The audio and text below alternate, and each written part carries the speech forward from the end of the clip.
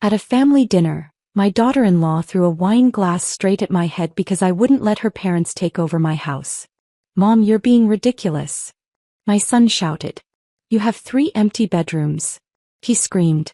I just smiled, grabbed my purse and walked out. Blood was running down my face, but I didn't panic. I sent one text. It worked perfectly. "Mom, you're being ridiculous." My son Tyler was yelling now, his face red, veins visible in his neck. "You have 3 empty bedrooms." 3. I stood in my living room holding my ground, watching my only child transform into someone I barely recognized. Across from me, his wife Megan was on her feet too, her face flushed with wine or rage or both. Before we continue, I want to thank you for joining me in sharing these stories of strength and survival. If you believe in protecting yourself from family manipulation, please consider subscribing. It's free and helps reach others who need to hear this. Now let's see how this unfolds. "This is unbelievable," she said, her voice climbing higher. "You're going to let my parents be homeless? When you have all this space just sitting here empty?" "They're not homeless," I said calmly. "And this is my house." My answer is no.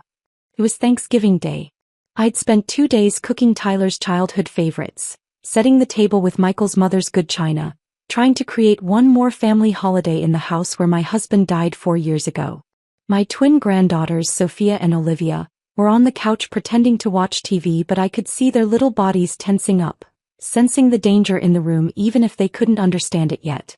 "You know what your problem is, Linda?" Megan's hand was shaking as she picked up her wine glass. "You're selfish. Utterly selfish. Michael's been gone 4 years and you're still playing the grieving widow in your big empty house, acting like you're too good to help family." Something inside me went very still. "I think you need to leave now." "You're a cruel old woman," Megan said, and then she threw the wine glass directly at my head.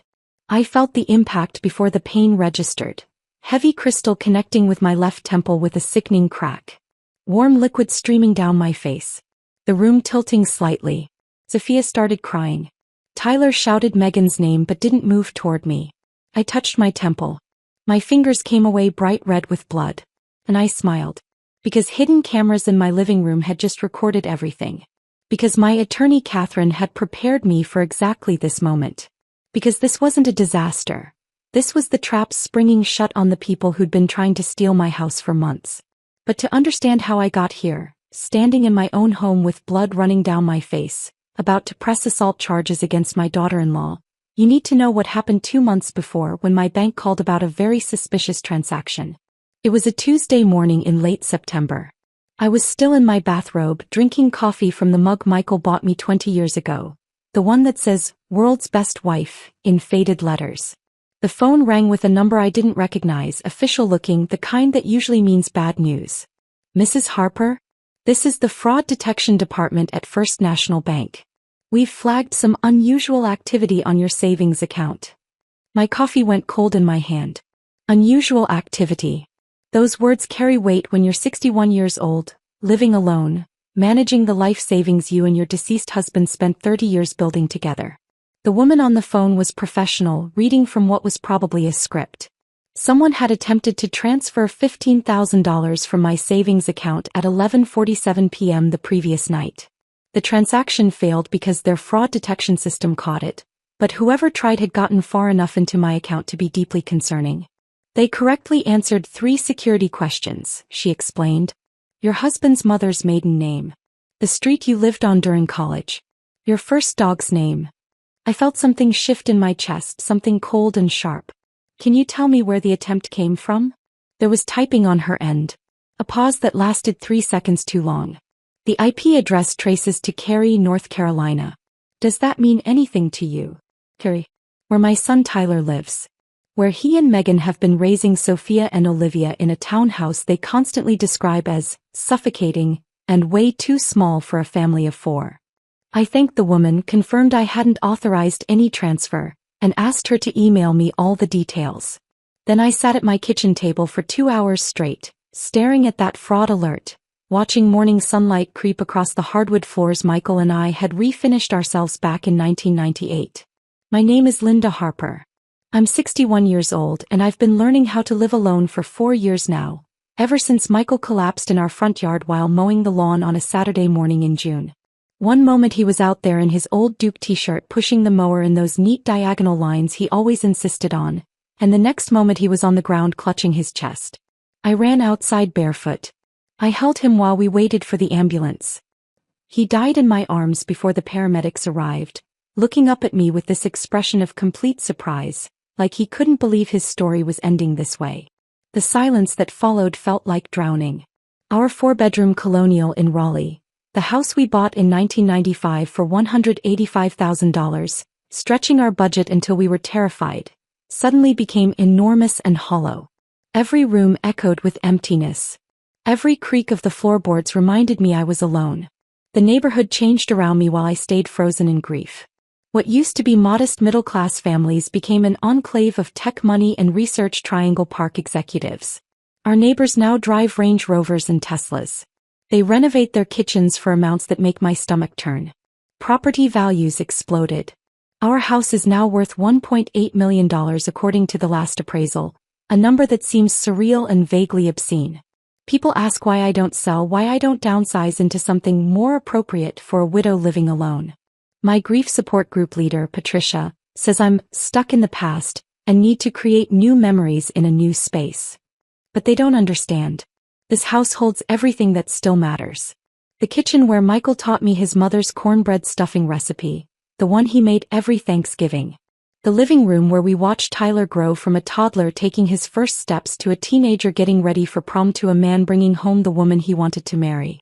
The bedroom where Michael died, where I still sleep on my side of the mattress even though there's no reason anymore to leave half of it empty.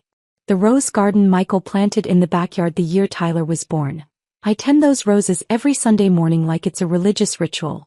I prune them, water them, talk to them like Michael can somehow hear me through the soil and the roots and whatever exists beyond this life. This isn't being stuck. This is making a conscious choice about what I refuse to lose. I already lost Michael.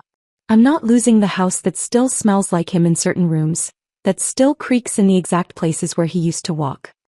Tyler is 34 now.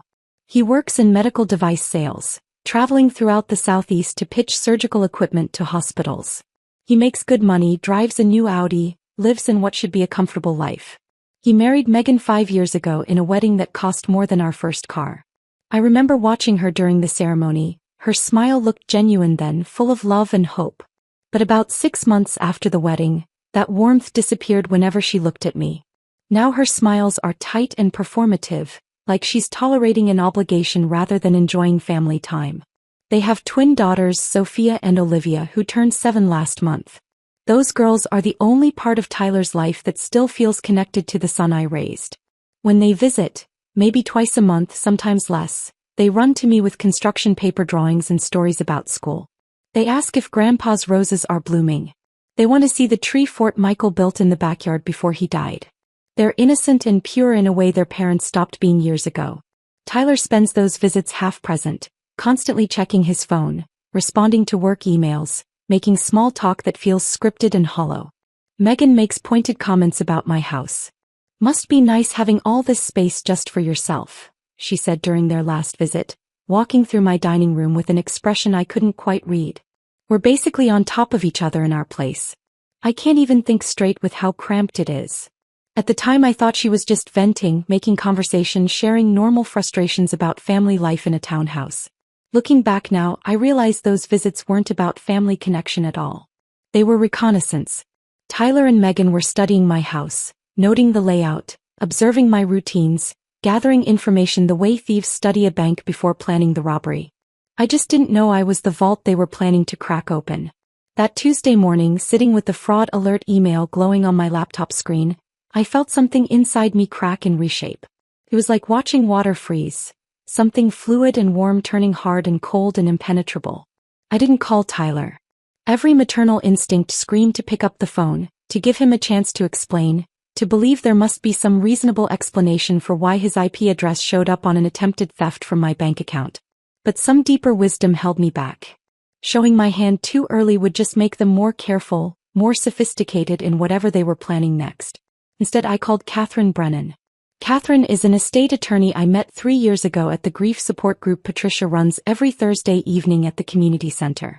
Catherine's husband died suddenly at 52, and before his funeral was even finished, his adult children from his first marriage appeared with a lawyer, contesting his will and questioning Catherine's mental competence. She told me that story over coffee after one of our group meetings, her voice flat and exhausted from fighting battles she never asked for. People reveal who they really are when money's involved, she'd said, stirring her coffee with slow, methodical movements. Family loyalty evaporates faster than you'd believe. Document everything, Linda. Trust no one when inheritance is on the table. We met the next morning at a Panera Bread near her downtown office. I brought my laptop, printed copies of the fraud alert, the bank's documentation of the failed transfer attempt. I showed her the timing, 11:47 p.m. on a Monday night, just hours after Tyler had visited for Sunday dinner, just after I'd left him alone in Michael's old office while I went to the kitchen to check on the pie in the oven. Catherine read through everything twice, her reading glasses perched on her nose, her expression growing darker with each page. When she finally looked up, she didn't look surprised. She looked resigned, like she'd seen this exact pattern unfold dozens of times before with other families, other children, other desperate plans. They're testing your defenses, she said quietly. This wasn't the real theft attempt. This was practice. They're learning your security protocols, figuring out what works and what gets flagged, gathering information for a bigger move. Next time they'll be smarter. Next time they'll find a way around the fraud detection. What do I do? My voice came out smaller than I intended. Catherine looked at me across the table with eyes that held both sympathy and steel. We build a trap. A documented, ironclad, legally unassailable trap. And then we let them walk right into it. That's how it started. 2 months of preparation, of building defenses, of waiting for Tyler and Megan to reveal their true intentions. And now, on Thanksgiving Day, with blood streaming down my face from where my daughter-in-law just threw a wine glass at my head, I was finally seeing the trap spring shut. Catherine's first move was brilliant and humbling in equal measure. The morning after our Panera meeting, she called me at 7 a.m. I need you to see a geriatric neuropsychologist as soon as possible. Today, if we can manage it. A neuropsychologist? Catherine, I'm not losing my mind. I know that. But if Tyler and Megan are planning what I think they're planning, their next step after failed financial manipulation will be to claim you're mentally incompetent. They'll say you're showing signs of dementia, that you can't manage your own affairs, that you need a guardian to protect you from yourself. And once they get guardianship, Linda, they control everything. Your house, your money, your medical decisions. Everything. My hands went cold around the phone. Can they actually do that? If they can convince a judge you're cognitively impaired? Absolutely. I've seen it happen dozens of times. Adult children swoop in with concerns about mom's forgetfulness, dad's confusion, and before you know it, the parent is declared incompetent and loses all autonomy. We need ironclad medical proof that your mind is sharp, documented before any confrontation happens. She'd already made the appointment. Dr. Rebecca Lawson's office was in a medical building near Duke Hospital, 3rd floor, 2 p.m. that same afternoon. Dr. Lawson was younger than I expected, maybe early 40s, with kind eyes and a calm demeanor that immediately put me at ease. Her office was comfortable, filled with plants and soft lighting, nothing clinical or intimidating about it. Catherine explained the situation. Dr. Lawson said, gesturing for me to sit in a chair across from her desk. You're not here because anyone thinks you have cognitive problems. You're here because we need to establish a baseline, create documentation that protects you legally. For the next 2 hours, she put me through a battery of tests I hadn't encountered since college. Memory exercises where she'd read me lists of words and ask me to recall them 5 minutes later. Logical reasoning puzzles involving patterns and sequences. Problem-solving scenarios with multiple steps. She asked me to draw a clock showing a specific time. To count backwards from 100 by sevens. To name as many animals as I could in 60 seconds. It was exhausting and oddly terrifying. At 61, I kept second-guessing myself, convinced I was failing, that she'd find some early sign of decline that Tyler could use against me. When I stumbled over a particularly complex math problem, I felt panic rising in my throat. But Dr. Lawson just smiled. You're doing fine, Linda. These tests are designed to be challenging. She also asked detailed questions about my daily life. How I managed my finances. I showed her my checkbook register, neat and balanced to the penny. What my routines looked like. I described my morning coffee ritual, my Sunday rose garden maintenance, my Thursday grief support group meetings. Who my social connections were. I named friends from the group, neighbors I chatted with, the woman at the grocery store who always saved the best tomatoes for me. When we finished, Dr. Lawson reviewed her notes and looked up at me with an expression of genuine warmth. Linda, your cognitive function is not just normal for your age. It's well above average. Your memory is excellent. Your reasoning skills are sharp. Your executive function shows no impairment whatsoever. If anyone tries to claim you're mentally incompetent, this evaluation will shut that down immediately. I felt tears prick my eyes. Thank you.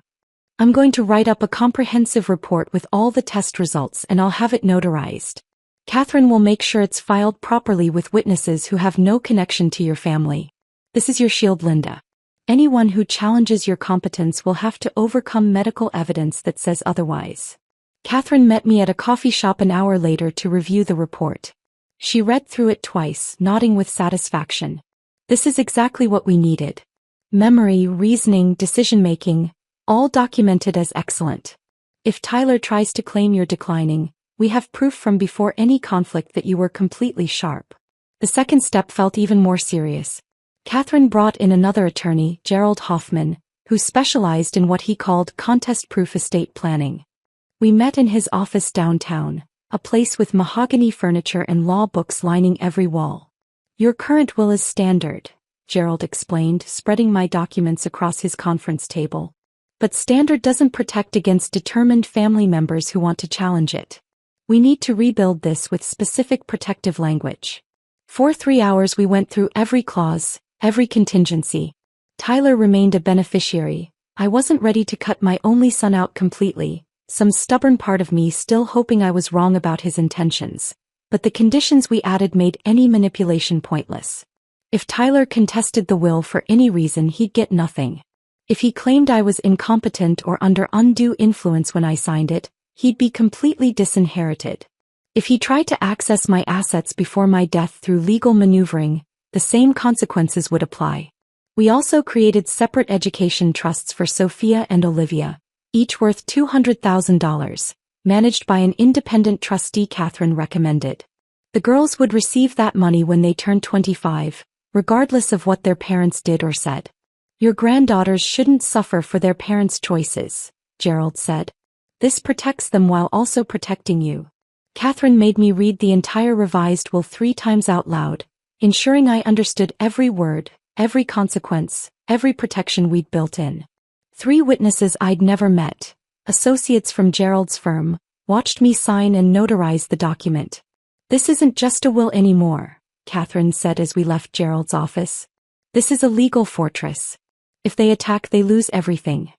The third step felt like crossing into territory I never imagined I'd need. Catherine introduced me to Marcus Webb, a retired police detective who now worked as a private security consultant. He showed up at my house on a Wednesday morning carrying a black duffel bag filled with equipment. I install these systems for seniors every week, Marcus said, his voice matter-of-fact as he surveyed my living room. Adult children think their parents are easy targets because they don't expect surveillance. They get comfortable, they get careless, and that's when they reveal their true intentions. Over the next 4 hours, Marcus installed tiny cameras in my living room, dining room, kitchen, and front hallway. The devices were incredibly small, disguised inside everyday objects. One inside a decorative bookshelf, angled to capture the living room. One hidden in a kitchen clock, covering the dining area. One in a picture frame in the hallway. All of them recording continuously to cloud storage that only I could access with passwords Marcus set up on my laptop. Even if they find the cameras and try to destroy them, Marcus explained, the footage is already backed up remotely. They can't delete it. They can't alter it. And it's all time-stamped and authenticated, which means it holds up perfectly in court. I felt strange watching him work, like I was preparing for war inside my own home. This house where I'd raised Tyler, where Michael and I had celebrated 30 years of holidays and birthdays and ordinary Tuesday evenings. Now it was wired with surveillance equipment to catch my own son in whatever he was planning. I know this feels wrong, Marcus said, noticing my expression. But I've seen what happens when people don't take precautions. The stories I could tell you would break your heart. Children who steal everything, who manipulate their parents into signing over property, who isolate them from friends and then claim they're incompetent. The cameras feel invasive now, but if your attorney's instincts are right, they're going to save you. While we built these defenses, Catherine was conducting her own investigation into Tyler and Megan's financial situation. She had contacts who could access public records, credit reports, property filings, everything legal but thorough. The results came in 2 weeks later. Catherine called and asked me to come to her office immediately. When I arrived, she had a thick folder spread across her desk, her expression grim. "Linda, sit down. What I'm about to show you is worse than I expected." She walked me through it page by page. Tyler and Megan's townhouse, purchased 5 years ago for $340,000, was now worth only $300,000. They were underwater by $40,000, owing more than the property was worth. 4 credit cards, all maxed out, totaling $68,000 in debt. Interest rates ranging from 19 to 24%. Tyler's Audi lease, 3 months behind on payments. A repossession notice had been filed last week. 2 missed mortgage payments. Foreclosure proceedings were scheduled to begin in January. "They're not struggling, Linda," Catherine said quietly. "They're drowning. They're 2 months away from losing everything." But the worst discovery was about Megan's parents. Catherine had found their employment termination records through public databases. Megan's father, James, had been fired from the Greensboro Fire Department after repeated safety protocol violations. 3 formal complaints, 2 suspensions, and finally termination after he endangered other firefighters during a training exercise. Megan's mother, Patricia, had been let go from her position as a hospital nurse after patient care complaints. Medication errors. Failure to follow protocols. A near-miss incident that almost resulted in a patient death. They didn't retire comfortably like Megan claims, Catherine said. They were forced out with minimal pensions and no unemployment benefits. They're essentially broke and homeless, which makes them desperate. And desperate people will do anything to survive. I stared at the financial documents, the termination letters, the foreclosure notices. The numbers blurred together. "This isn't about helping you," Catherine continued. "This is about their survival. Your house, worth $1.8 million, represents their only escape from complete financial ruin. They're not concerned about you living alone. They want to take over your home, establish residency, and then find a way to force you out while they claim the asset." I felt sick. Tyler wouldn't. "Tyler already tried to steal $15,000 from your bank account," Catherine interrupted gently. "He crossed that line 2 months ago. Everything after that is just escalation." She showed me one more document. A property search history showing that someone had been researching my house's value, tax assessments, and ownership records extensively over the past 6 months. The searches came from Tyler's IP address.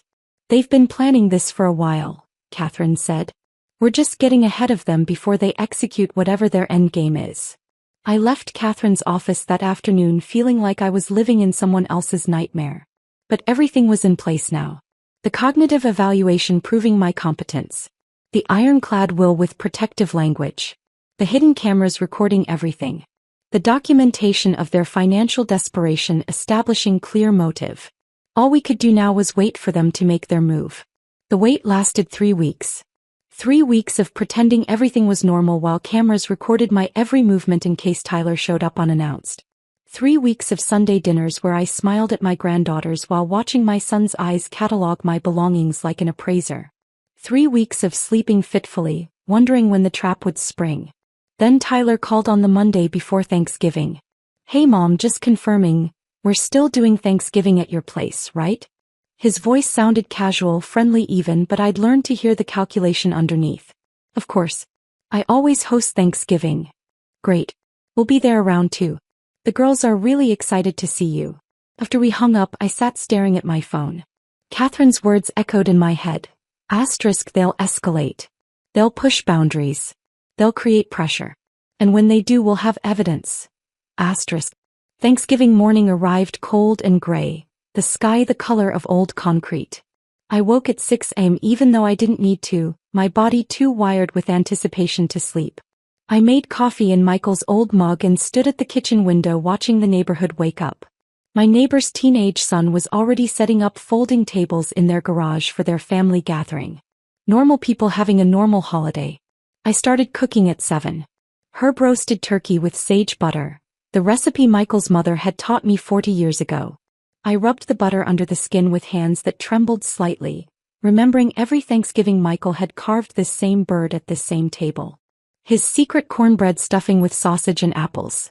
I diced the ingredients with precise, mechanical movements. Sweet potato casserole with marshmallow topping, Tyler's favorite since he was 5 years old and would eat 3 servings before touching any other food. The house filled with smells that used to mean love and safety and family. Now they felt like bait in a trap I'd helped set. I kept glancing at the bookshelf in the living room where Marcus had hidden the camera inside a decorative clock. You couldn't see it unless you knew exactly where to look. The one in the kitchen was disguised inside the wall clock above the sink. Every angle covered. Every word that would be spoken today would be recorded and backed up to cloud storage before the turkey was even carved. My phone buzzed around 10 a.m.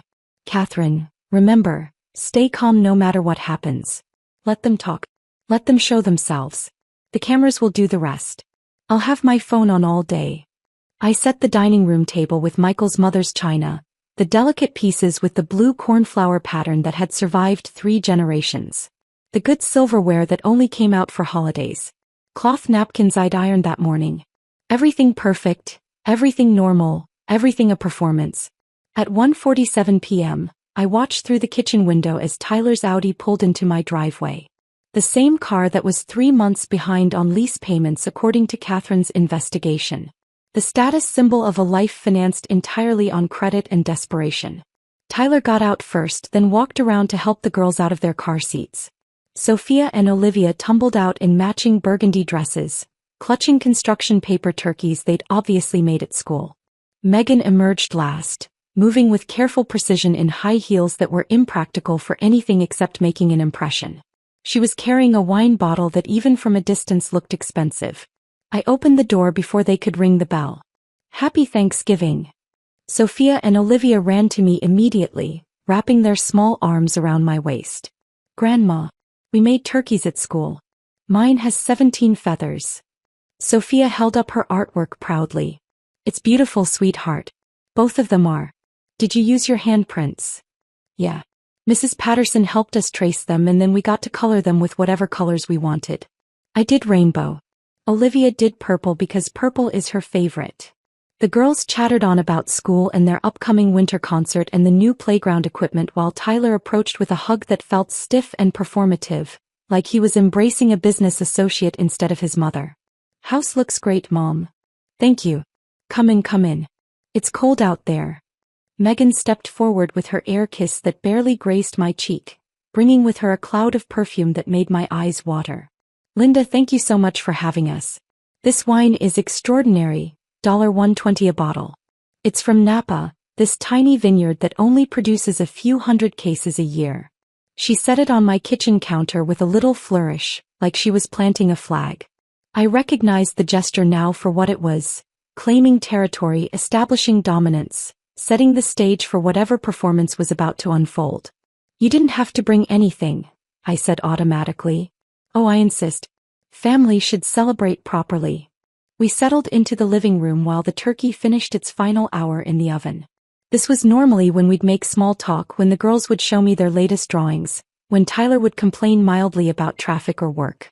Normal family gathering rhythms. But today something felt immediately wrong. Tyler wasn't on his phone. He was focused, present, sitting forward on the couch with his hands clasped between his knees. Megan sat beside him in the same posture. And every few seconds they'd exchange these deliberate glances, like actors confirming their cues. The girls were playing with small toys on the floor, but I could see Sophia's shoulders were tense. She kept looking up at her parents with an expression I couldn't quite read. Worry maybe, or confusion about why the adults were acting strange. So Mom, Tyler began, and immediately I recognized his sales voice. The smooth, practiced tone he used when pitching surgical equipment to hospital administrators. Megan and I have been discussing your living situation. Kept my face neutral, my voice casual.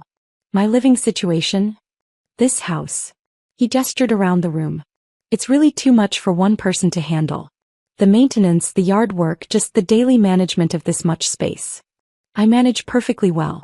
I have a cleaning service twice a month, lawn care every week. The house is paid off. I'm comfortable.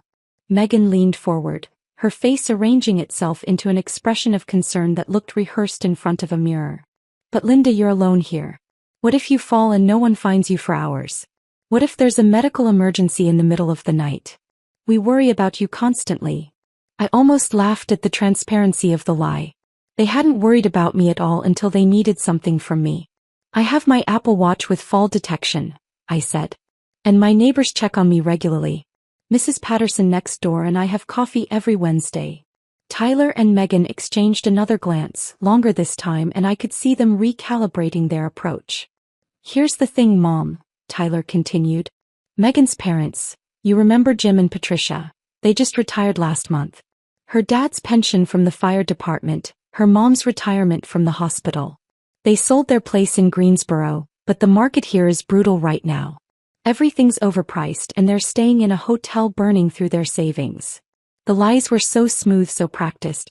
I knew from Catherine's investigation that Jim and Patricia hadn't retired, they'd been fired. That they had minimal pensions and no savings left to burn through. But I let Tyler keep talking. We thought, Megan jumped in, her voice climbing with manufactured enthusiasm, what if my parents moved in here temporarily? Just until they find something permanent.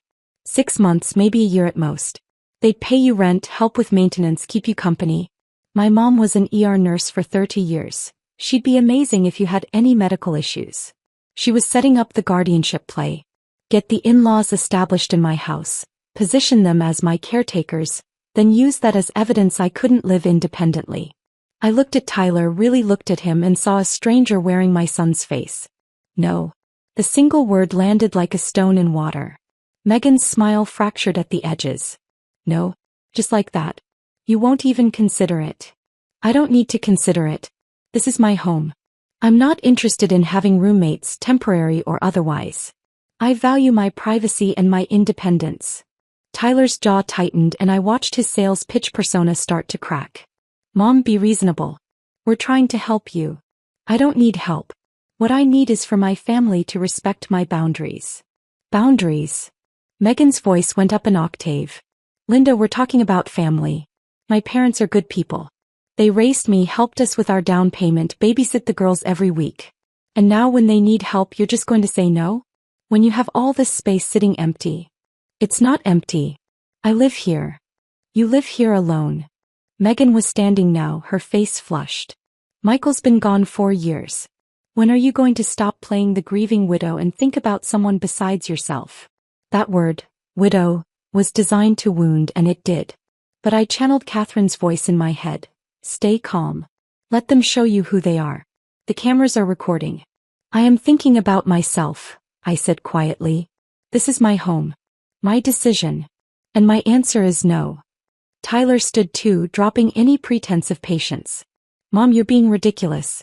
Absolutely ridiculous. You have 3 empty bedrooms. 3. What are you even doing with them? Storing Michael's old golf clubs? Keeping a shrine? Tyler, that's enough. No, it's not enough. He was yelling now, his face red, veins visible in his neck. From the corner of my eye I saw Sophia's face crumple, tears starting to form. Do you have any idea what our mortgage costs? What childcare runs us every month? We're drowning, Mom. Drowning. And you're sitting here in a $2 million house acting like we're asking you to donate a kidney. Megan grabbed her wine glass, her hand shaking. You're being selfish, Linda. Utterly selfish.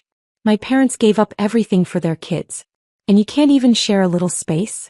When you're already alone in this massive house. I said no. You know what? Megan's voice had gone cold and sharp. You're not just selfish. You're cruel. You're a cruel old woman who's going to die alone in this house because you care more about your precious privacy than your own family. I stood up and my voice came out colder than I'd ever heard it. I think you need to leave now. And that's when Megan threw the wine glass directly at my head. The wine glass, heavy Waterford crystal that Michael's parents had given us as a wedding gift 36 years ago, flew through the air with shocking velocity.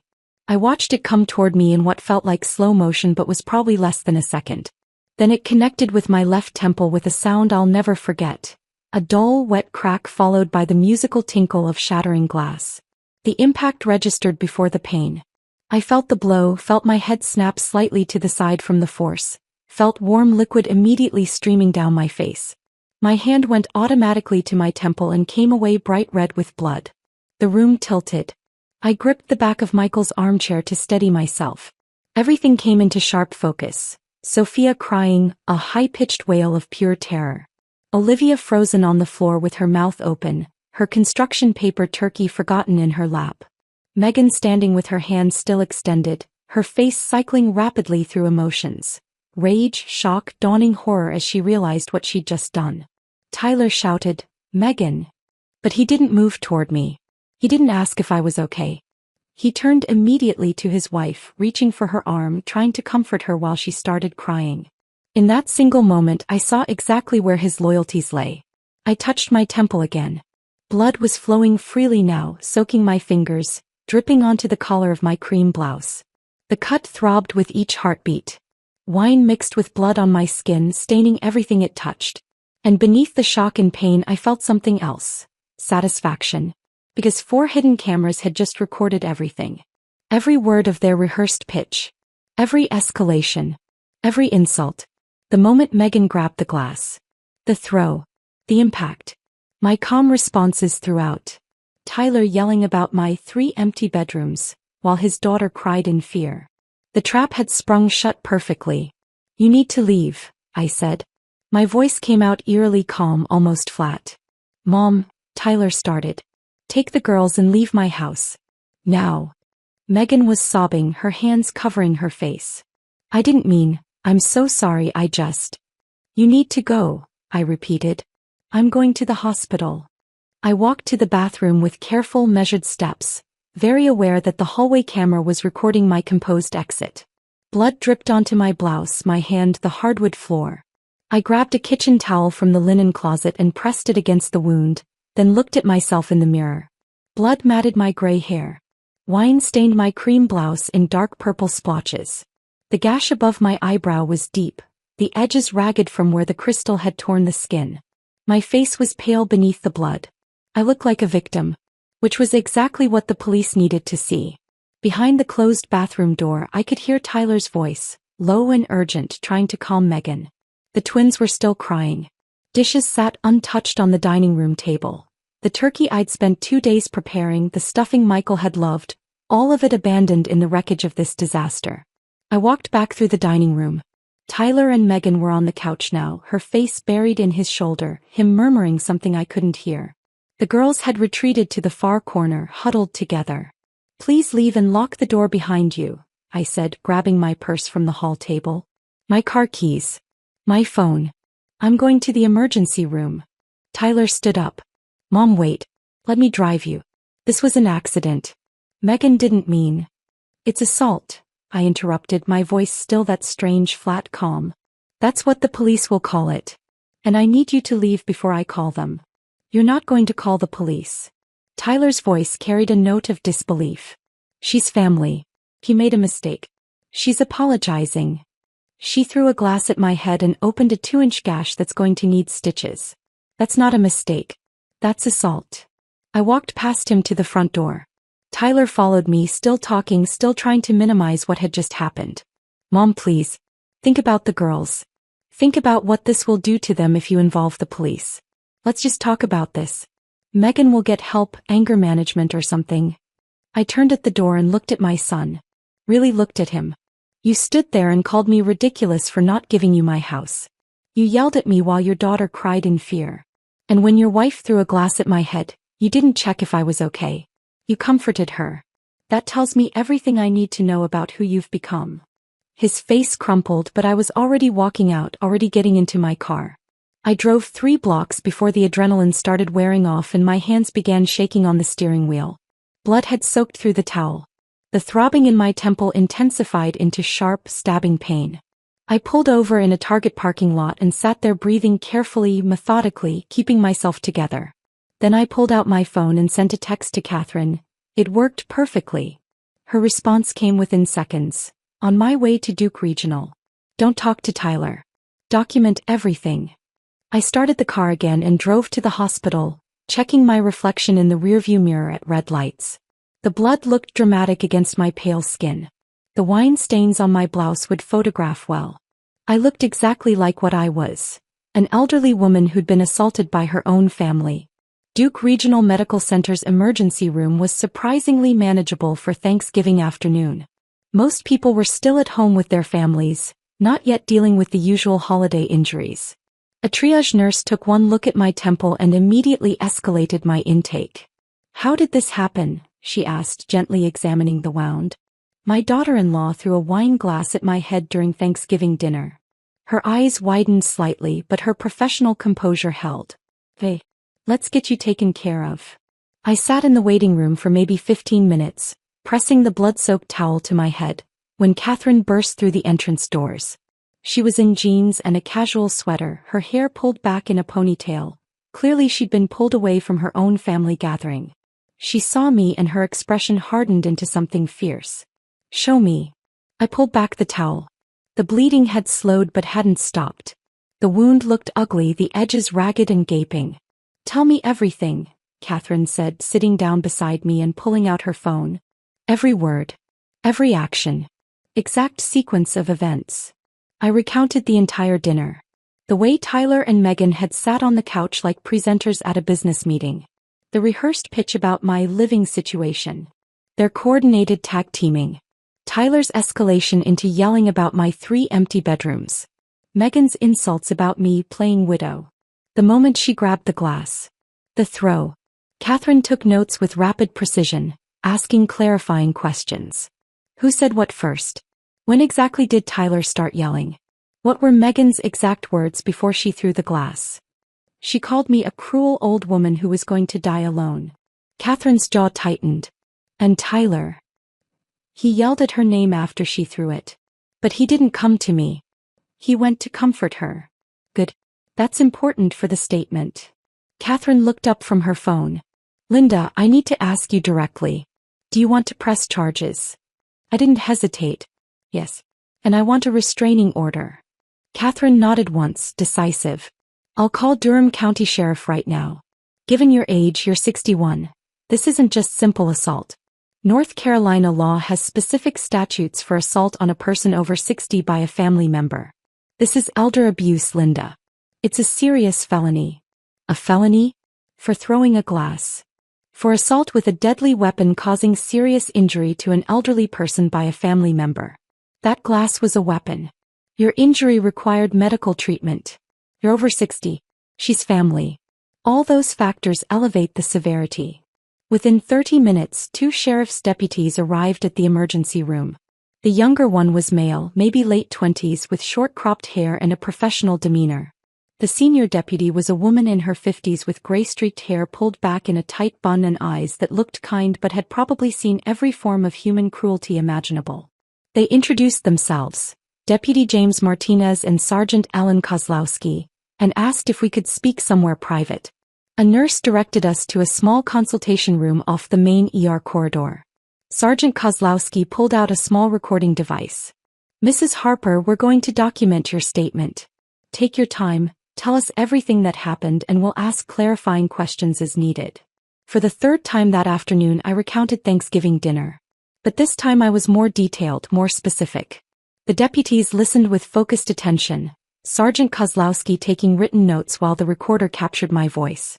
When I mentioned the failed bank transfer attempt from 2 months earlier, Tyler's attempt to steal $15,000 using my personal security information, both deputies' expressions sharpened. Ma'am, have you filed a report about that incident? Deputy Martinez asked. Not yet. But I have all the documentation from my bank. We'll need to see that, Sergeant Kozlowski said. Financial exploitation combined with physical assault. That's a pattern we see frequently in elder abuse cases. This wasn't just a family argument that got out of hand. This was escalation from an ongoing situation.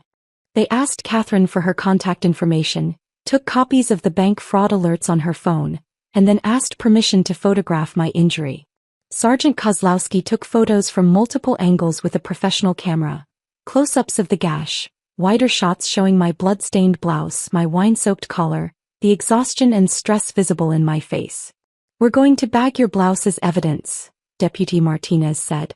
"Do you have something else to wear?" A nurse brought me hospital scrubs. I changed in the bathroom, carefully peeling off the ruined blouse. Looking at it, the wine stains, the blood, the physical evidence of what my daughter-in-law had done, made something crack inside my chest. This was really happening. My family had really tried to destroy me.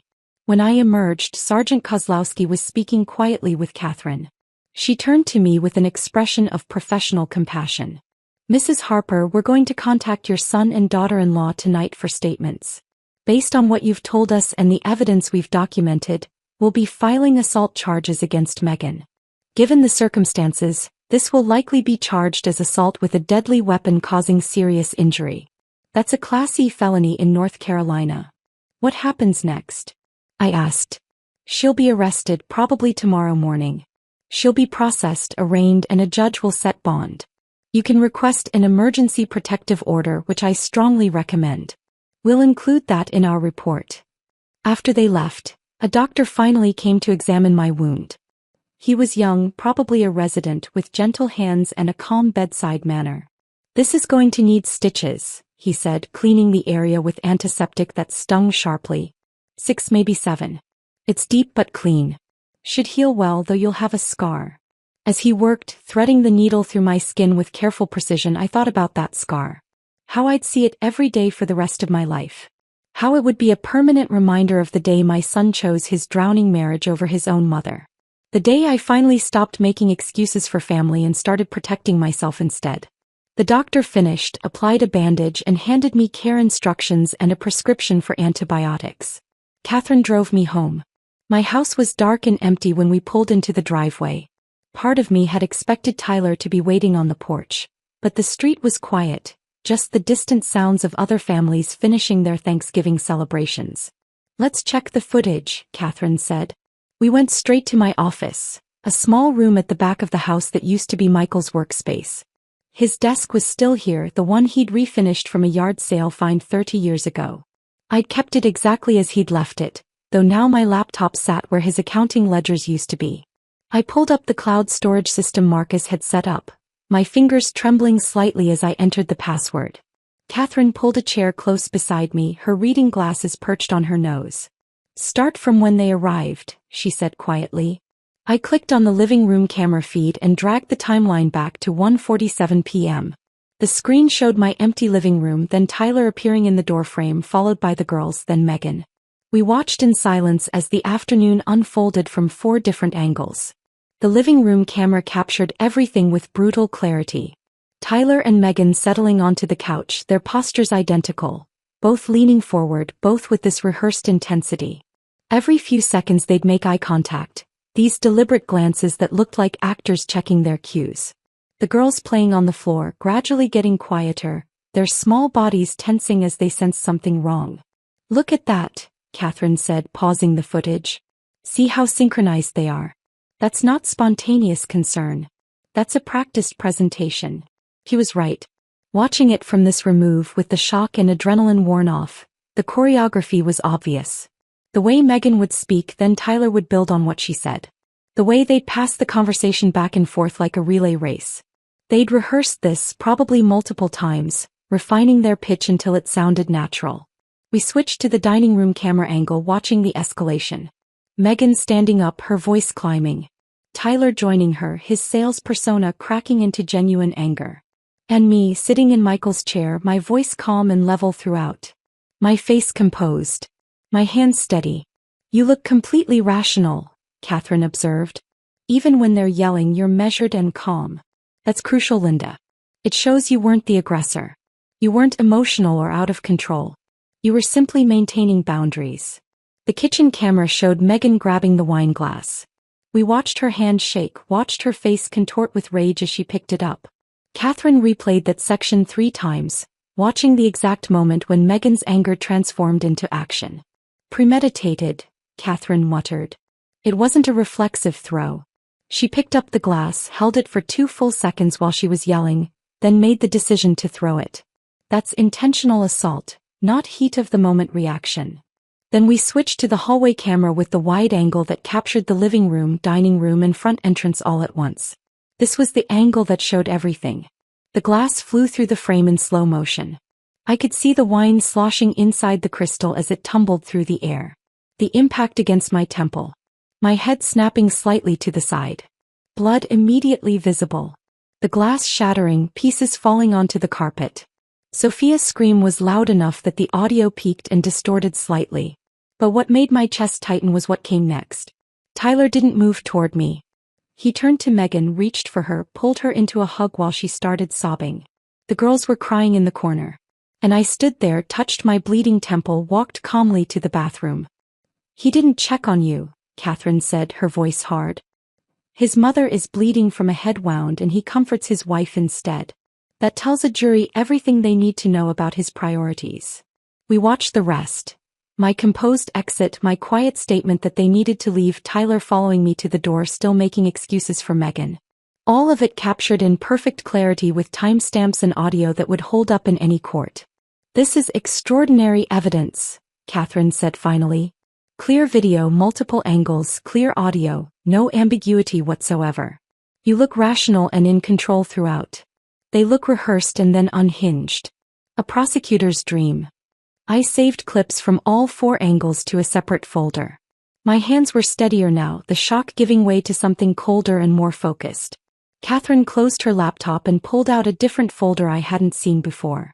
"Linda, there's something else we need to discuss. Something I discovered while you were preparing for today." She spread documents across Michael's old desk. Financial records, property filings, employment verification requests, credit reports. "I've been investigating deeper into Tyler and Megan's situation," she said. "What I found is worse than we initially thought." She walked me through it piece by piece, her finger tracing lines of data that painted a devastating picture. Tyler and Megan's townhouse in Cary, purchased 5 years ago for $340,000, was now worth only $300,000. The entire housing market in that area had softened, but they'd also let the property deteriorate. They were underwater by $40,000. They owed more than the house was worth. But that was just the beginning. 4 credit cards, all maxed to their limits. Total debt, $68,000. Interest rates ranging from 19% to 24%. Predatory rates that meant their minimum monthly payments were probably close to $1,500 just for credit card debt. Tyler's Audi lease, the car I'd seen in my driveway just hours ago, was 3 months behind on payments. A repossession notice had been filed last week. He was probably days away from having the car seized. "They've missed 2 mortgage payments," Catherine said, pointing to another document. "Foreclosure proceedings are scheduled to start in January. They have maybe 60 days before they lose the townhouse entirely." The numbers swam in front of my eyes. How had Tyler let things get this bad? But Catherine wasn't finished. She pulled out employment records. Official documents she must have obtained through legal channels I didn't want to know about. "Megan's parents," she said. "She told you they retired, right? That they sold their house in Greensboro and were just looking for something in the area?" I nodded. "That's completely false." Catherine spread out termination letters. "James, Megan's father, was fired from the Greensboro Fire Department 8 months ago. Not retired. Fired. He'd received 3 formal complaints over 2 years for safety protocol violations. Showing up to shifts impaired. Failing to maintain equipment properly. The final incident involved him endangering other firefighters during a training exercise. He was terminated with cause, which means no severance, minimal pension." She pulled out another document. "Patricia, Megan's mother, was let go from her position as a hospital nurse 6 months ago. Multiple patient care complaints. Medication errors. Failure to follow protocols. There was a near-miss incident where she almost administered the wrong medication to a cardiac patient. The hospital gave her the option to resign rather than face termination, but the result is the same. No unemployment benefits. Minimal pension." I felt sick. "So when Megan said they retired comfortably." "She lied," Catherine said flatly. "They're broke, Linda. Between them they have maybe $2,000 a month in pension income. That won't cover rent anywhere in the Triangle. They're not looking for a temporary place to stay. They're desperate for permanent housing because they have nowhere else to go. She laid out one more document. And here's the part that connects everything. 3 weeks ago, someone ran an extensive property search on your house. They pulled tax assessments, recent sales comparables, zoning information, ownership history. The searches came from Tyler's IP address. They were researching how to take my house, I said slowly. Not just researching. Planning. Catherine leaned back in her chair. Here's what I think they were doing. Step 1. Get Megan's parents established in your house as residents. Step 2. Create situations where you seem to need supervision. Maybe you forget appointments they claim you made, maybe you have small accidents they arrange. Step 3. They petition for emergency guardianship, claiming you're showing cognitive decline and can't care for yourself safely. Step 4. Once they have guardianship, they have legal authority to make all decisions about your care and your assets. Step 5. They sell your house, liquidate your investments, place you in a Medicaid nursing facility while they split nearly $2 million. The room felt too small suddenly. Tyler wouldn't do that to me. Linda. Catherine's voice was gentle but firm. Tyler tried to steal $15,000 from your bank account 2 months ago. He's 3 months behind on his car payments. He's facing foreclosure. His in-laws are essentially homeless. And today he stood in your living room and called you ridiculous for not giving them access to your house. He's not the son you raised anymore. He's a desperate man who sees your assets as his only way out of financial ruin. I stared at the documents spread across Michael's desk. Numbers and letters that added up to betrayal in its purest form. The assault today wasn't planned, Catherine continued. That was Megan losing control because you refused to cooperate. But it actually works in your favor. Her rage revealed their desperation before they could execute the slower, more insidious plan. That wine glass was terrible in the moment, but it might have saved you from something much worse. We sat in silence for a long moment, the only sound the gentle hum of my computer's fan. Finally, Catherine pulled out a legal pad and started making a list. Here's what we need to do immediately. First, file for the emergency protective order against Megan using the video evidence. That happens tomorrow morning. Second, file a formal complaint about the financial exploitation with Durham Police, including all the bank records and IP address evidence. Third, revise your will again with even stronger protective language. We add specific clauses about Tyler's financial situation and the attempted manipulation. Fourth, establish the education trusts for Sophia and Olivia with an independent trustee, completely separate from any inheritance Tyler might receive. Fifth, we compile all this financial documentation to establish motive for the elder abuse charges. She worked methodically, writing names of attorneys, court filing numbers, deadlines. I watched her create a fortress of legal protection around my life, around the house Michael and I had built together, around the assets we'd spent 30 years accumulating. They're going to panic when Megan gets arrested, Catherine warned, looking up from her notes. Probably tomorrow morning. Tyler will call you. He'll text. He might show up at your door. Linda, you cannot engage with him. Not even to tell him to leave you alone.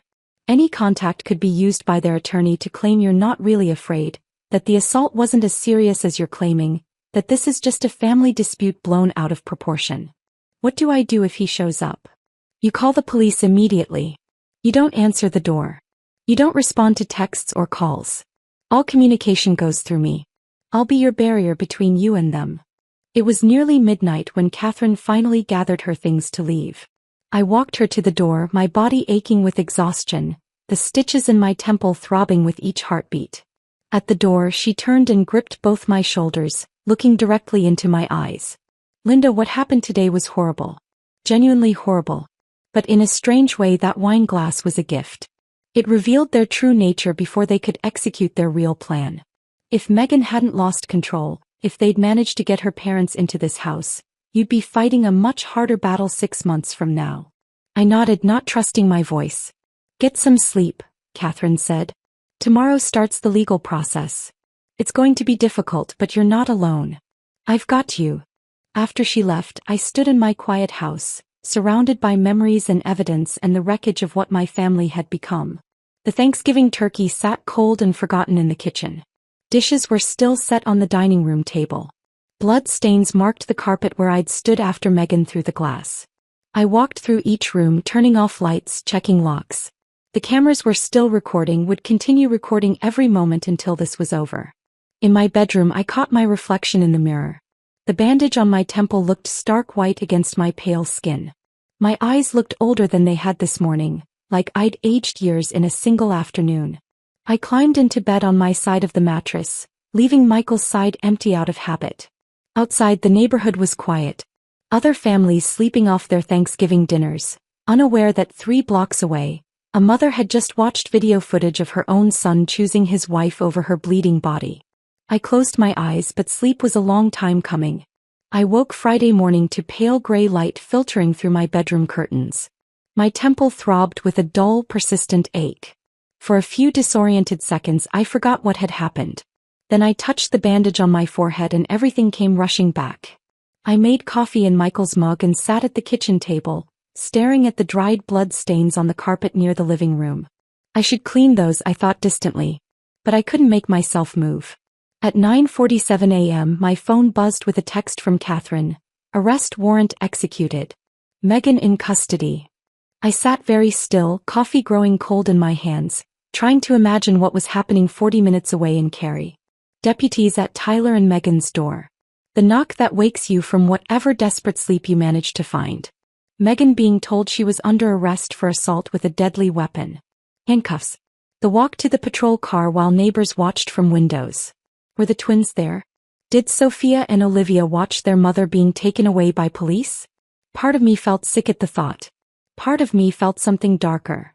A grim satisfaction that justice was happening, that consequences were real, that Megan couldn't throw a glass at someone's head and simply apologize her way out of it. My phone rang at 10:23 a.m. Tyler's name on the screen. I stared at it, watched it ring through to voicemail. Listened to the notification chime that he'd left a message. I didn't listen to it. The phone rang again at 10:31. Tyler. Voicemail. 10:45. Tyler. Voicemail. 11:02. Tyler. Voicemail. By noon I'd stopped counting. My phone buzzed constantly, the screen lighting up with his name over and over like an accusation. I turned the ringer off and put the phone face down on the counter. Catherine called at 1:15 p.m. How are you holding up? Tyler's been calling all morning. I know. He's called my office 26 times since 10 a.m. I haven't answered. Neither should you. I haven't. Good.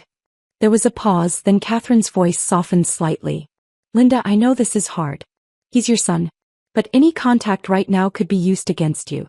Their attorney, and they will get an attorney, will argue that if you were really afraid of them, you wouldn't be taking their calls. That the assault wasn't serious. That this is just a family dispute you're weaponizing. I understand. Megan posted bond about an hour ago. $15,000. Tyler probably maxed out another credit card or borrowed from someone. She's out, but she's under conditions. No contact with you, surrender of passport, promise to appear for all court dates. After we hung up, I checked my phone. 17 missed calls. All Tyler. 3 voicemails I wouldn't listen to. 2 text messages. The first, Mom, please pick up. We need to talk about this. Megan didn't mean to hurt you. She's devastated. The girls are scared. Please. The second, I can't believe you're doing this to our family. I set the phone down and walked away. At 3:30 p.m. Catherine texted again. Protective order granted. Judge Martinez reviewed footage and signed immediately. Megan cannot come within 500 feet of you or your property. Violation means immediate arrest. I should have felt relief. Instead I felt hollow. My daughter-in-law couldn't come near me. My son was calling desperately, trying to bridge a chasm that was widening with each unanswered ring. My granddaughters were somewhere being told things about grandma that would shape how they remembered me forever. By the time I went to bed Friday night, Tyler had called 43 times. Catherine's office had counted. None of the calls were answered. I fell asleep with my phone on silent, the screen dark, the notifications piling up like stones. Saturday morning I woke with purpose. Catherine had scheduled an appointment at Durham Police Department headquarters for 10 a.m. I dressed carefully, conservative blouse, slacks, minimal jewelry. I wanted to look competent, credible, like a woman who knew her own mind and could be trusted. Catherine met me in the parking lot carrying a leather briefcase that looked substantial and serious. Ready as I'll ever be. Inside, the police station smelled like coffee and disinfectant. We were directed to Detective Sarah Kozlov's office on the second floor. She was a woman in her late 50s with iron-gray hair pulled back in a neat bun and eyes that looked kind but had probably seen every variation of human cruelty. "Mrs. Harper, Ms. Brennan, please sit." Detective Kozlov gestured to 2 chairs across from her desk. "I've reviewed the preliminary assault report from Thanksgiving. I understand you're here to file an additional complaint regarding financial exploitation." "Yes," Catherine said, pulling documents from her briefcase. "Over the past 3 months, Mrs. Harper's son Tyler made multiple attempts to access her bank accounts without authorization, using personal information only family members would know.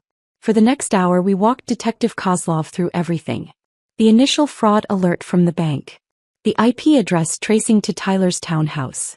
The timeline showing the access attempts correlated exactly with Tyler's visits to my house. The security questions. Michael's mother's maiden name, our College Street address, our first dog's name. Information Tyler had gathered over years of family dinners and holiday celebrations. Detective Kozlov took notes, her expression growing darker as we progressed. "Financial exploitation of vulnerable adults is one of the fastest-growing crimes in North Carolina," she said. "Most victims are over 60. Most perpetrators are family members. The fact that this escalated to physical violence suggests they were getting desperate. They're facing foreclosure," Catherine added. 2 months from losing their home. Significant credit card debt. The financial pressure was mounting. Detective Kozlov nodded slowly. "That tracks with what we see. Financial desperation plus family access equals exploitation. I'm opening a formal investigation today. We'll subpoena the bank records, get the full history of access attempts. Mrs. Harper, I want you to understand this will take time. Financial crimes are complex to prosecute, especially when family relationships are involved." "I understand," I said. "I just want it documented. I want a record that this happened." "You'll have that," Detective Kozlov promised. Within the week, the bank provided comprehensive records to the police. Not just the one failed transfer attempt I knew about, but multiple attempts over 3 months. Tyler and Megan had been practicing, testing my security protocols, learning which questions they could answer, preparing for a larger theft. The bank's fraud detection system had blocked every attempt, but the pattern was clear. Systematic, deliberate, escalating. Monday afternoon, Catherine and I met with Gerald Hoffman in his downtown office. This was our 3rd attorney meeting in a week, but this one felt the most permanent, the most final. "We're building what I call a bulletproof will," Gerald explained, spreading documents across his conference table. "Not just protective language, but punitive consequences for any challenge or manipulation." We spent 3 hours going through every clause, every contingency, every possible attack vector Tyler or Megan might use to contest my estate. Gerald's approach was methodical and ruthless. Tyler remained a beneficiary. I wasn't ready to completely disinherit my only son, some stubborn part of me still hoping for reconciliation years from now. But the conditions were ironclad. No contesting the will for any reason. No claims of incompetence or undue influence. No attempts to access my assets before my death through guardianship or power of attorney. Any violation of these conditions would trigger complete disinheritance. Tyler would receive nothing. Not a dollar. Not a photograph. Nothing. "We're also creating separate education trusts for your granddaughters," Gerald said. $200,000 each, managed by an independent trustee Catherine will recommend. The girls receive the money at age 25 regardless of what their parents do or say.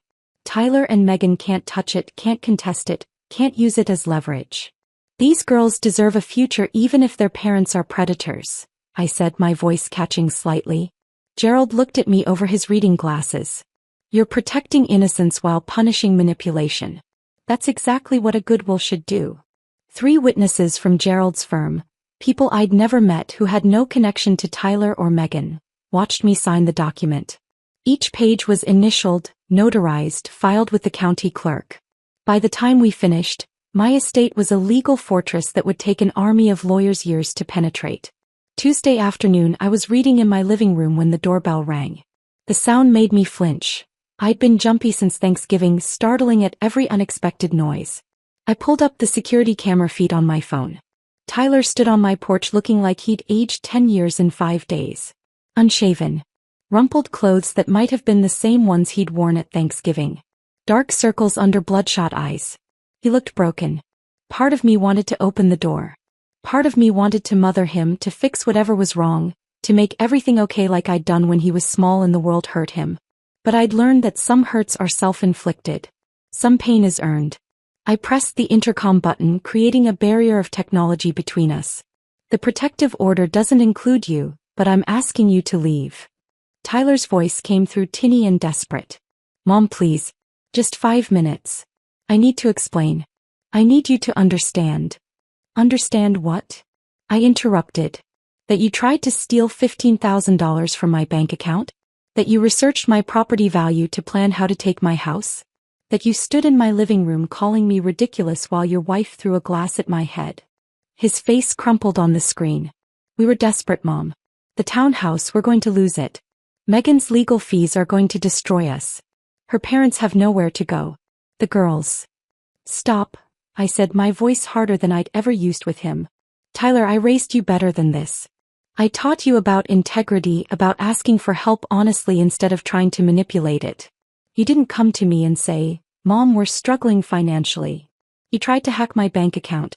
You tried to push Megan's parents into my home as step 1 of a guardianship scheme. That's not desperation. That's betrayal. I didn't know Megan would.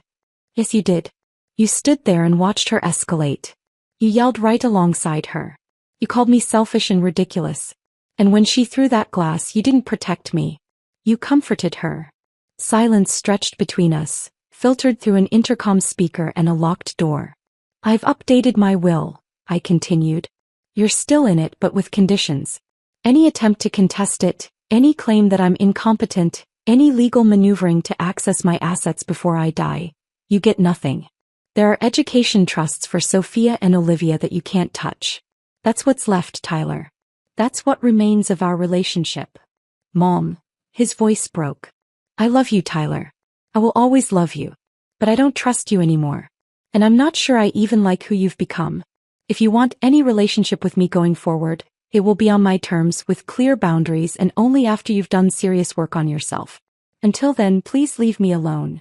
I turned off the intercom and watched through the camera as he stood there, mouth opening and closing like he was trying to find words that wouldn't come. His shoulders shook. He might have been crying. He stood on my porch for 4 minutes and 17 seconds. I timed it, watching the security feed, my own vision blurring with tears I refused to let fall. Then he turned and walked back to his car, the Audi that would probably be repossessed within days, and drove away. I sat on the floor of my hallway, back against the wall beneath the camera that had recorded everything, and let myself cry for the first time since Thanksgiving. Not for my injury. Not for the assault. But for the death of the relationship I'd thought I had with my son. For the realization that the Tyler I'd raised, the boy who'd cried in my arms after his first heartbreak, who'd called me from college just to hear my voice, was gone, replaced by a desperate man who saw me as an obstacle between him and financial survival. When the crying finally stopped, I was empty and exhausted and strangely at peace. The cameras kept recording. The house stayed quiet. And I began to understand what it meant to choose myself over a family that had already chosen to destroy me. The weeks after Tyler's porch confrontation blurred together in a strange rhythm of legal proceedings and forced normalcy. I'd wake up, make coffee, check the security cameras out of habit even though no one was coming. I'd tend Michael's roses on Sundays. I'd attend my grief support group on Thursdays. And every few days, Catherine would call with updates about court dates, hearings, motions filed and denied. Megan's case moved through the court system with bureaucratic slowness. Her arraignment happened 2 weeks after Thanksgiving. Catherine attended on my behalf while I stayed home, unwilling to sit in the same courtroom as the woman who'd assaulted me. Megan pleaded not guilty initially, which surprised exactly no one. Her attorney was a young public defender named Marcus Webb, no relation to the security consultant who'd installed my cameras. He looked barely 30, exhausted in that way public defenders always do, carrying too many cases with too few resources. Catherine said he'd approached her before the hearing asking about a plea deal. He's seen the video, Catherine told me over coffee at our usual Panera. He knows she can't win at trial. He's trying to minimize damage. The plea negotiations stretched over months. Megan's attorney argued it was a one-time incident, stress-related, completely out of character. He submitted letters from former colleagues at the hospital where she'd worked before the twins were born, describing her as compassionate and patient. Letters from her parents.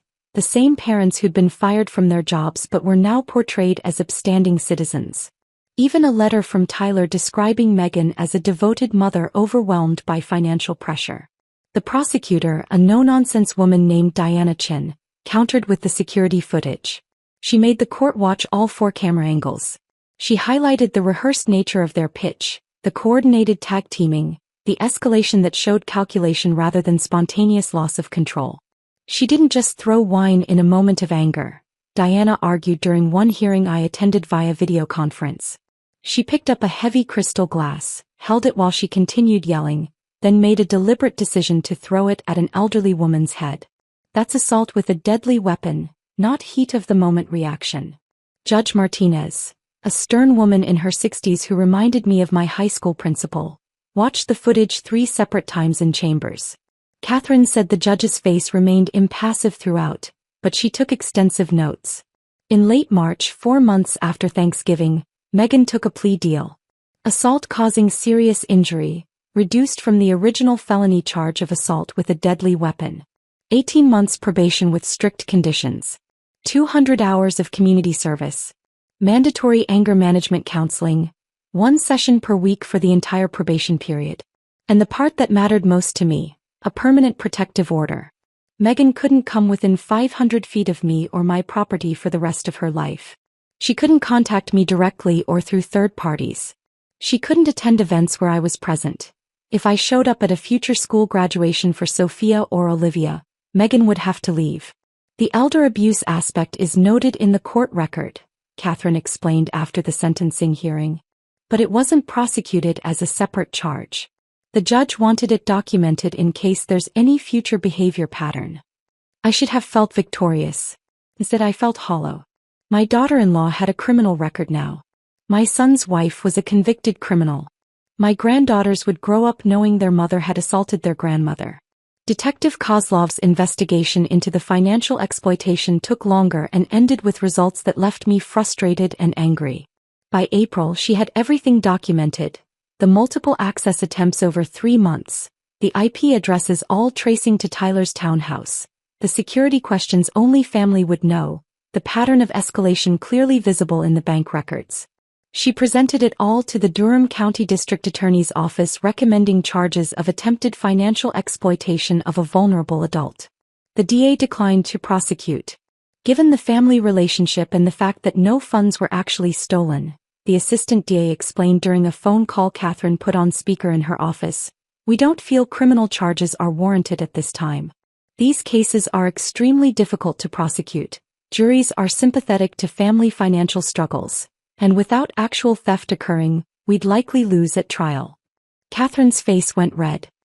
He attempted theft multiple times. That's a crime regardless of whether he succeeded.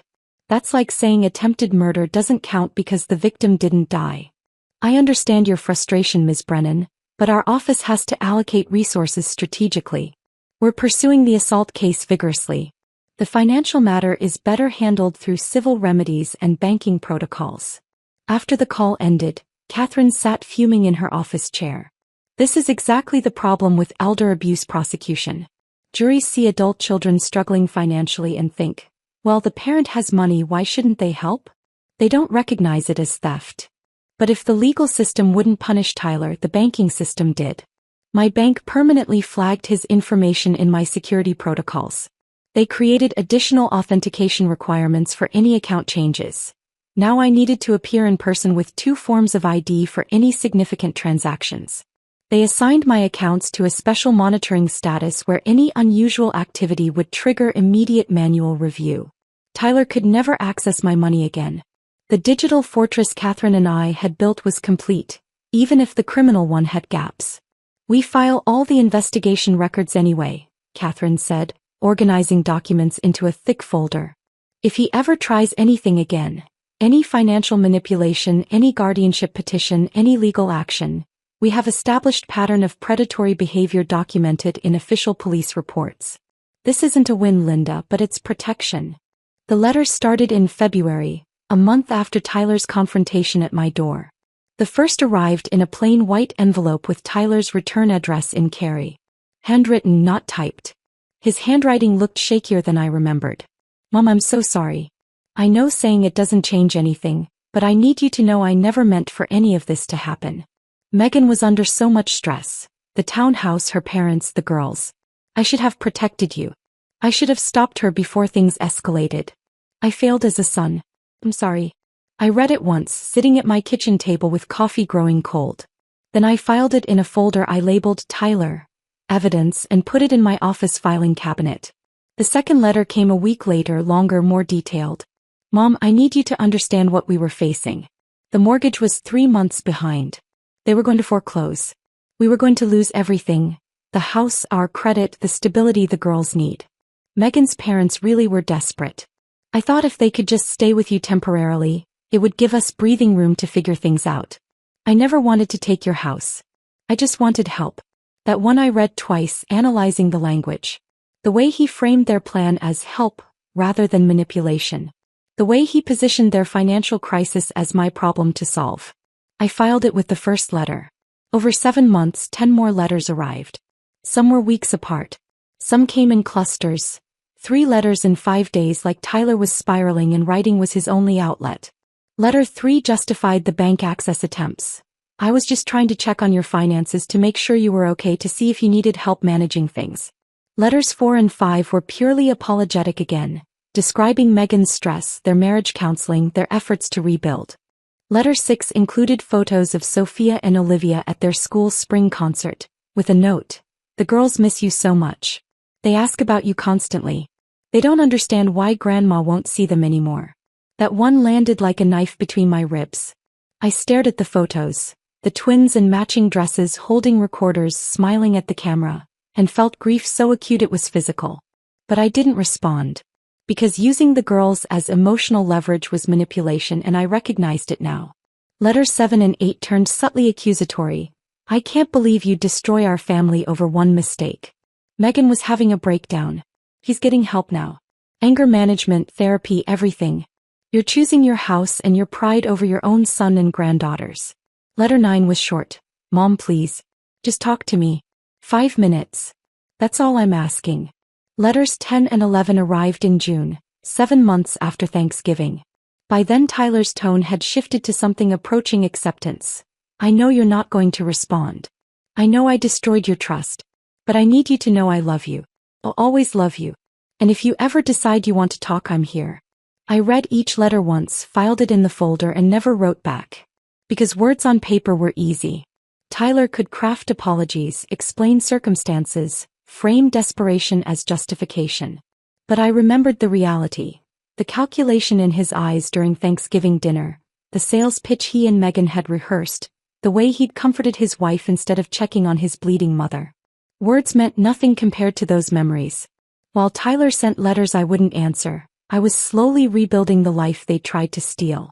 7 months after Thanksgiving, on a Saturday morning in early June, I stood in Michael's home office and made a decision I'd been avoiding for 4 years. The room had remained exactly as he'd left it. His golf magazines stacked on the corner of the desk. His reading glasses on the windowsill catching morning light. His favorite cardigan, navy blue with worn elbows, hanging on the desk chair like he'd just stepped out for a moment and would be back any second. I'd been preserving it like a shrine. Like keeping everything frozen meant Michael wasn't really gone. But he was gone. Had been gone for 4 years. And I was still here, still living, still breathing, still capable of creating something new. I started with the magazines. Recycled them, every single one. The reading glasses I packed carefully and donated to the Lions Club. The cardigan I held for a long moment, breathing in the faint scent that might have been Michael or might have been my imagination, then folded it gently and added it to the donation box. His golf clubs, the expensive set he'd saved for 3 years to buy, I donated to a youth program that taught underserved kids. Michael would have liked that. By afternoon the office was empty. Just the desk and the chair and the blank walls and the window overlooking the backyard where Michael's roses still bloomed every summer. I bought watercolor supplies at an art store near Cameron Village. Easel, paper, brushes, a beginner set of paints in tubes with colors I couldn't name.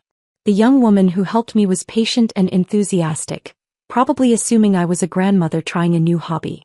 She was right, I suppose. That's exactly what I was. I painted badly at first. Clumsy landscapes that looked like a child's work. Still lives of fruit that resembled colorful blobs more than apples and oranges. But it felt like breathing after holding my breath for years. Every Sunday morning I painted while coffee cooled on the desk beside me. I joined the widows support group Patricia ran, the one I'd been attending sporadically but never fully engaging with. Met Janet, a retired English professor who'd lost her husband 2 years ago and had a laugh that sounded like music. We started having coffee after meetings, then lunch on Tuesdays, then planning a road trip through the Blue Ridge Parkway for August. Catherine and I transitioned from attorney-client to actual friends. She invited me to her daughter's wedding in May, and I sat in the church watching a family celebrate without manipulation or hidden agendas and cried happy tears that had nothing to do with my own life. My investments were performing well. The house continued appreciating, now worth over $2 million according to the latest assessment. I was comfortable, secure, insulated from the financial desperation that had driven Tyler and Megan to destruction. And slowly, carefully I was learning what it meant to choose myself. To protect my peace. To recognize that loving someone doesn't mean sacrificing yourself on the altar of their dysfunction. The cameras kept recording. The lock stayed strong. The will remained ironclad. And I was finally, tentatively learning how to live again. The mail arrived on a Tuesday afternoon in late August, 8 months after Thanksgiving. I was coming back from the grocery store, carrying bags of produce from the farmer's market, when I saw the small envelope in my mailbox. No return address.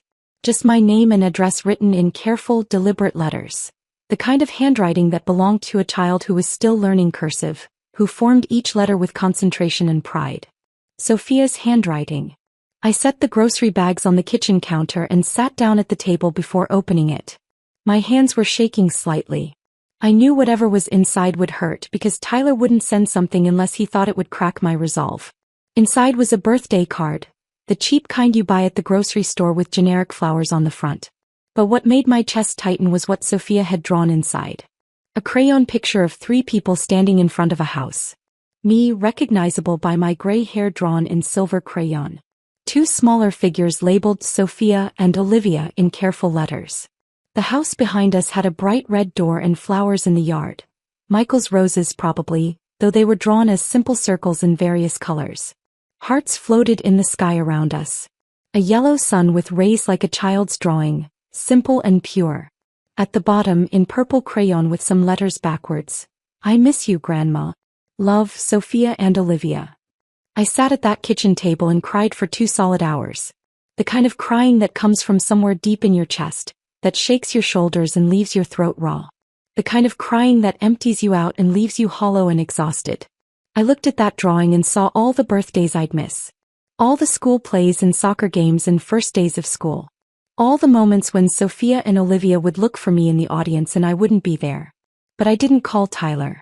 Because beneath the grief, beneath the aching loss, I recognized exactly what this was. Emotional leverage. Tyler had stood over Sophia while she drew this, probably helping her spell the words, coaching her on what to say. He'd put it in an envelope with no return address so it would seem spontaneous and innocent, like the girls had done this all on their own out of pure love for their grandmother. The manipulation never ends. It just gets more sophisticated. It uses sweeter weapons. I put the card in the folder with Tyler's 11 letters, filed it under evidence, and forced myself to finish putting away groceries.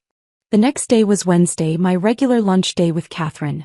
We met at the Panera where we'd first strategized my defense 8 months ago, a place that had become familiar and comfortable. I brought the card with me. Catherine read it slowly, her reading glasses perched on her nose, her expression carefully neutral. When she finished, she set it down on the table between us and was quiet for a long moment. "That's one of the cruelest things they could do," she said finally. "Using those girls as emotional hostages." "I know." My voice came out rough. "I know what it is. But knowing doesn't make it hurt less." Catherine reached across the table and squeezed my hand. Linda, let me remind you of something we discussed at the very beginning. When Sophia and Olivia turn 18, they'll be legal adults. They can contact you directly. Tyler won't be able to stop them. That's 11 years away. The math felt crushing. They're 7 now. By the time they're 18, they won't even remember me.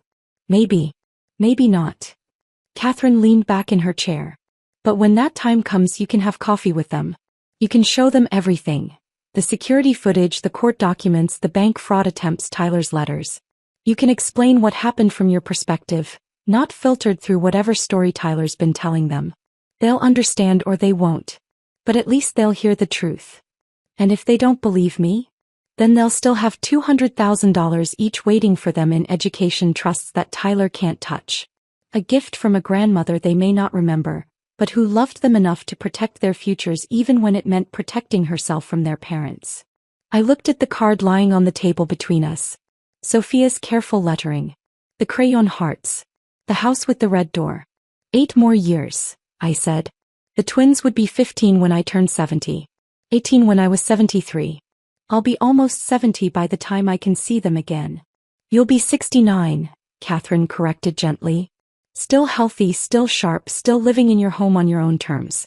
And those girls will be old enough to hear complicated truths without Tyler manipulating how they interpret them. He was right. I knew she was right. But the grief didn't care about logic or strategy or long-term planning. The grief just wanted to hold my granddaughters again. I'm keeping the card, I said. Not to torture myself, but because someday when Sophia's 18 and sitting across from me at a coffee shop asking why I disappeared, I want to show her this. I want her to see that her father used her love as a weapon. Catherine nodded slowly. That's fair. That's evidence. Just don't let it become something you stare at every day. I didn't. I filed it away and tried to focus on the life I was building in the space Tyler and Megan had tried to steal. I'm 61 years old. I might have 30 more years ahead of me. I might have 3. None of us knows our expiration date. Michael certainly didn't when he went out to mow the lawn that June morning 4 years ago. But however many years I have left, I'm living them deliberately. Intentionally. On my own terms. My financial advisor called last week with the quarterly investment report. Everything's performing well. Between Michael's life insurance, my retirement accounts, and the house appreciation, I'm more than comfortable for whatever life I have remaining. I'll never need to worry about money or depend on anyone for support. The house continues appreciating. The neighborhood gets more valuable every year as more tech money floods into the research triangle. My 4-bedroom colonial that we bought for $185,000 in 1995 is now worth over $2 million according to the latest county assessment. Tyler and Megan tried to steal that. Tried to manipulate me out of it through fake concern and family pressure and eventually violence. They failed. Last month I spent 2 weeks in Savannah, walking the historic squares alone, eating at restaurants Michael and I had always planned to visit but never made time for. I stayed in a bed and breakfast with a view of the river. I took a ghost tour. I bought watercolors from a local artist and painted the Cathedral of St. John the Baptist from a bench in Lafayette Square. Next month Janet and I are driving the Blue Ridge Parkway, taking our time, staying at small inns, acting like the carefree widows we never imagined we'd become. We're both learning what it means to build a life after loss, to find joy in unexpected places, to recognize that endings can also be beginnings if you're brave enough to look for them. Every Sunday morning I paint in what used to be Michael's office and is now my art studio. The room doesn't feel haunted anymore. It feels like possibility. My paintings are getting better. Still not good, probably never will be good, but better. More confident. More willing to take risks with color and composition. The rose garden Michael planted the year Tyler was born still blooms every June. I tend it like always, pruning and watering and talking to flowers like my husband can somehow hear me through the roots in the soil.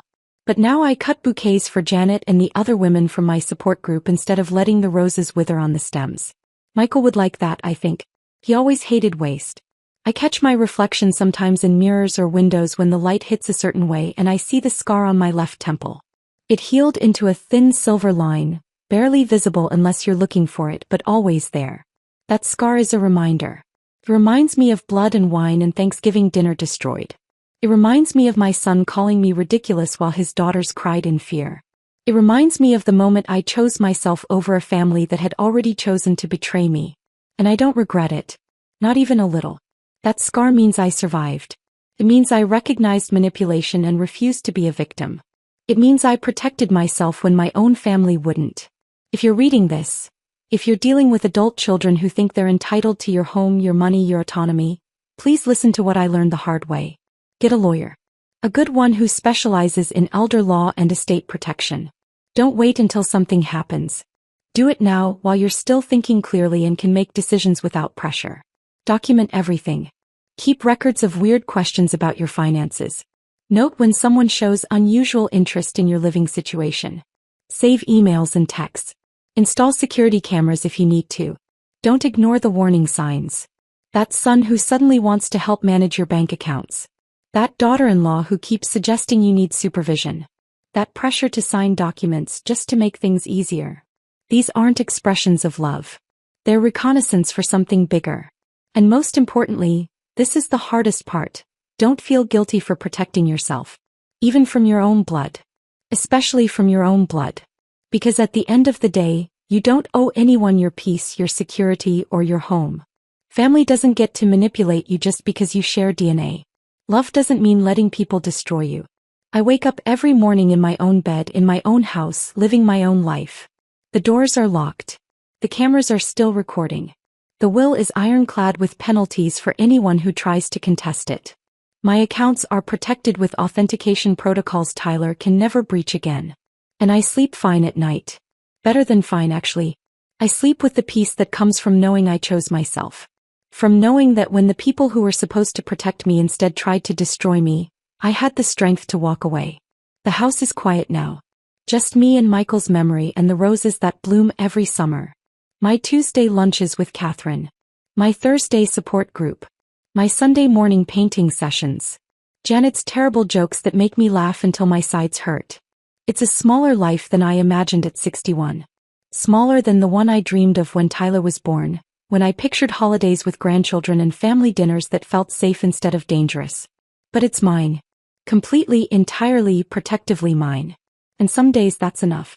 Some days that's everything. The scar on my temple catches light when I turn my head. A permanent reminder of the Thanksgiving that changed everything. The day blood mixed with wine and my son showed me exactly who he'd become. I touch it sometimes, this thin silver line, and think I survived. I chose myself. And I'd do it again. Every single time I'd do it again. If this story of standing up for yourself had you gripped from start to finish, smash that like button right now. My favorite part was when Linda smiled with blood running down her face, knowing the cameras had captured everything. What was your favorite moment? Drop it in the comments below. Don't miss more powerful revenge stories like this. Subscribe and hit that notification bell so you never miss an upload.